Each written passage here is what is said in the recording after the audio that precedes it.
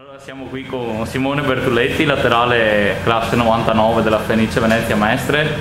Allora, un pareggio in casa sabato col Vicenza. Cosa è mancato a questa Fenice per vincere?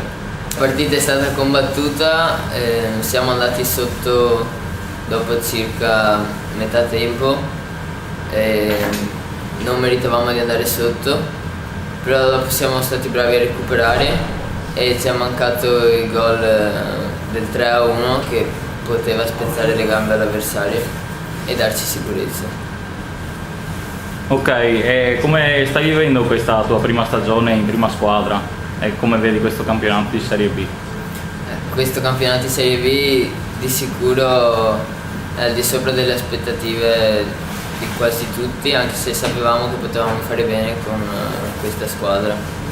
E stiamo facendo nel tempo un buon gruppo. E sabato si va a Faenza, un'altra trasferta in Emilia. Come giudichi questa squadra, questa avversaria, e come pensi che andrà la partita?